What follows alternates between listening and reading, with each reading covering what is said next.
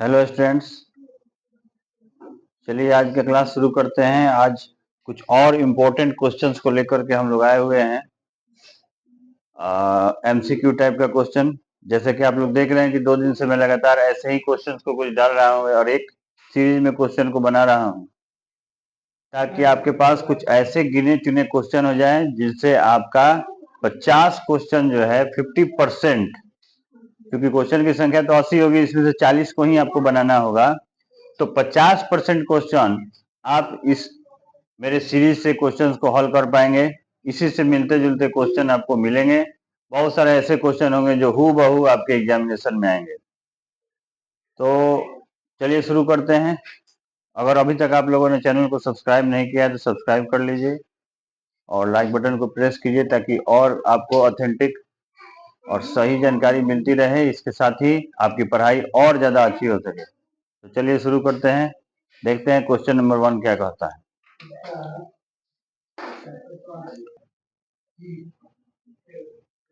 देखिए question number 1 क्या कहता है। मानव युग्मक में लिंग गुणसूत्रों की संख्या होती है। देखिए, मानव युग्मक में लिंग गुणसूत्रों की संख्या कितनी होती है ये बताना है। आपका ऑप्शन है 1, 2, 3, 4। तो देखो, मानव के अगर युग्मक की बात करें, ऐसे तो गुणसूत्र जो लिंग निर्धारण के होते हैं वो 2 होते हैं, एक्स और वाई। लेकिन एक मानव के पास तो एक ही लिंग के लिए गुणसूत्र होगा, यानी पहला क्वेश्चन का आंसर होगा 1। सेकंड क्वेश्चन है, निम्नलिखित में कौन सी धातु विद्युत का सुचालक है।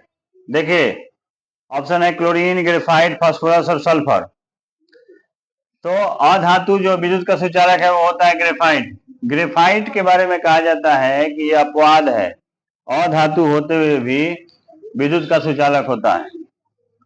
थर्ड क्वेश्चन है, शुद्ध सोना कितने कैरेट का रहता है। तो देखिए, शुद्ध सोना जो है यहाँ पर दिया है 20 कैरेट, 22 कैरेट, 24 कैरेट और 26 कैरेट।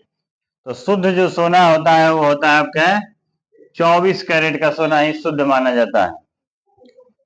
अगर कोई सोना जो है 24 कैरेट से कम है, इसका मतलब है कि उसमें मिलावट उतना ज्यादा है। जैसे सपोज कीजिए कि मान लीजिए कोई 23 कैरेट है, 22 कैरेट है, तो उतना ज्यादा वो क्या करेगा, मिलावट अपना उतने साथ रखेगा।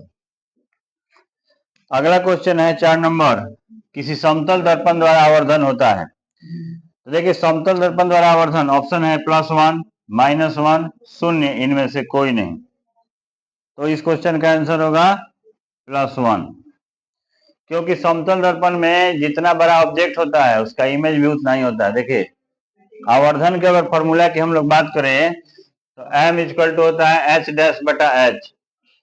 अगर ये दोनों बराबर हो, यानी प्रतिबिंब की ऊंचाई जितनी हो, वस्तु की ऊंचाई अगर सेम हो जाए तो दोनों को डिवाइड करेंगे तो रिजल्ट क्या आएगा, तो 1 आएगा। यानी अगर सेम वैल्यू से सेम वैल्यू को डिवाइड करेंगे तो रिजल्ट क्या आएगा। जैसे मान लीजिए कि प्रतिबिंब की ऊंचाई 2 सेंटीमीटर और वस्तु की ऊंचाई भी 2, इसको इंटरसेक्ट कर दिए तो कितना आ जाएगा, 1। यानी 4 नंबर क्वेश्चन का आंसर जो होगा वह +1 होगा।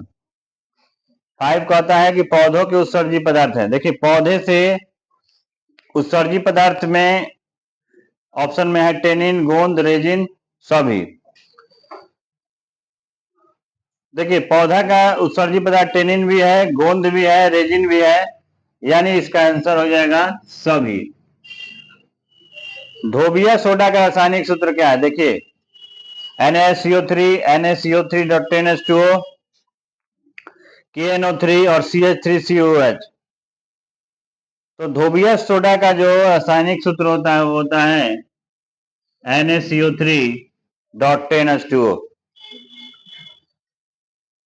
आपको मैंने कल बताया था कि आप 2 सूत्रों को जरूर याद कर ले, ये धोबिया सोडा और बेकिंग सोडा। ये बार बार क्वेश्चन पूछे जाते हैं दोनों। तो 6 नंबर क्वेश्चन के बाद हम लोग अगला देखते हैं 7 नंबर। कहता है कि बोरोन का परमाणु भार क्या है। बोरोन का परमाणु भार 10, 11, 12 और 13। तो देखिए, बोरोन का परमाणु भार जो होता है वो होता है 10। परमाणु भार हम लोग निकालते हैं प्रोटॉन और न्यूट्रॉन की संख्या को जोड़कर। अगर भार निकालेंगे तो दोनों के भार को जोड़ लेंगे, और अगर भार संख्या निकालेंगे तो दोनों के केवल संख्या को जोड़ देंगे, यानी प्रोटॉन और न्यूट्रॉन को। अगला क्वेश्चन है, निम्नांकित में से कौन संक्षारक अम्ल है?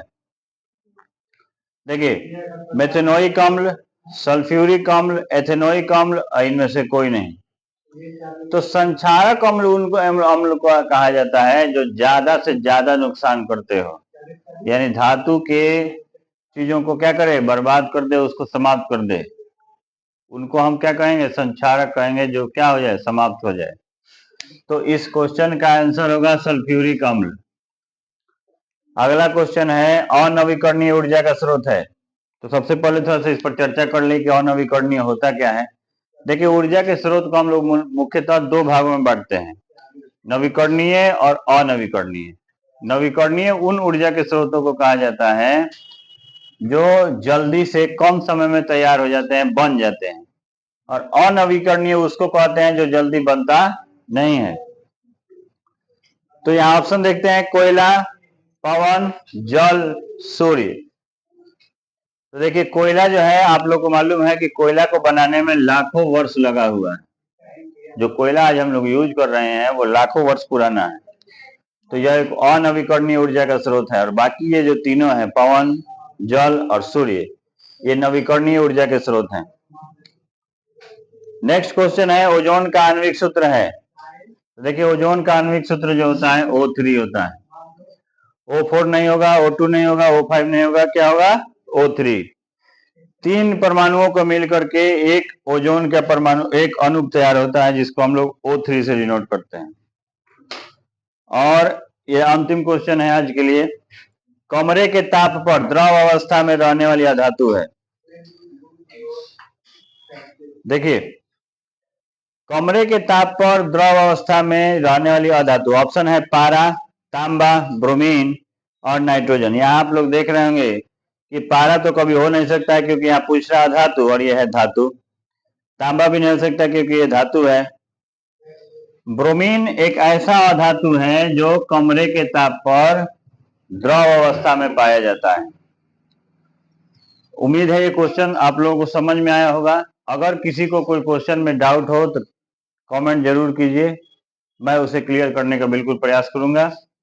और ये सारे इंपॉर्टेंट क्वेश्चंस को आप प्रैक्टिस कीजिए ताकि अधिक से अधिक आपके अंक आए। ओके, धन्यवाद। मिलते हैं फिर अगले वीडियो में, देखते हैं कुछ और इंपॉर्टेंट क्वेश्चंस।